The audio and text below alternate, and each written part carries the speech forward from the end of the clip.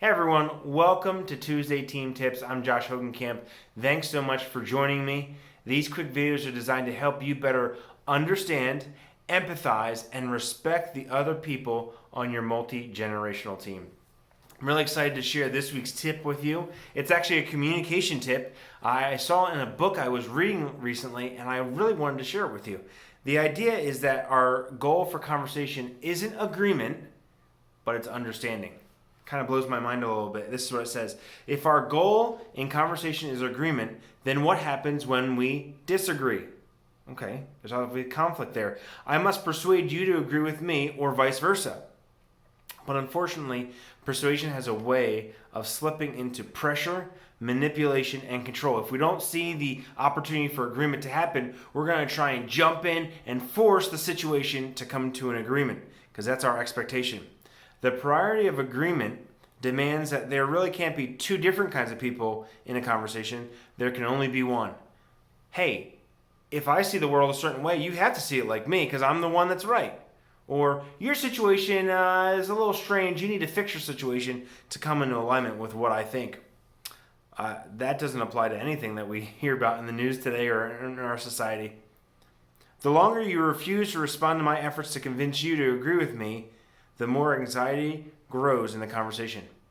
Before long, the battle lines are drawn and we are allowing our need to be right to overtake our need to protect the connection that we have between each other.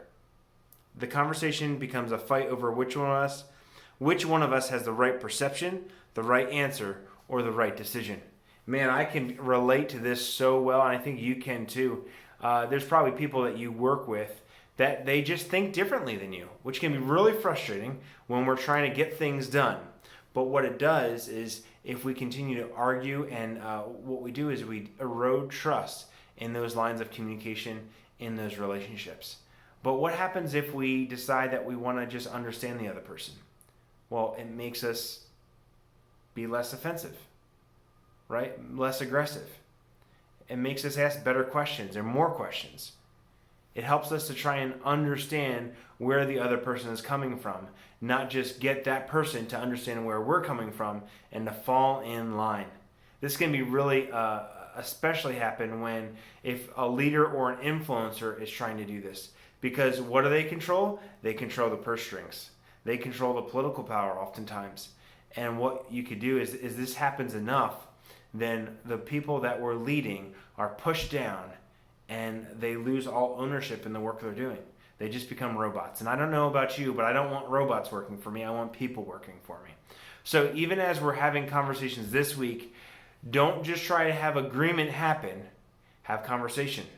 Get understanding. Ask questions. Hey, maybe you do disagree. Maybe you do agree. That's good. We can work those things out. But if agreement is our first goal in our conversations, we're going to do whatever it takes for others to agree with us. And I don't like where that path takes us.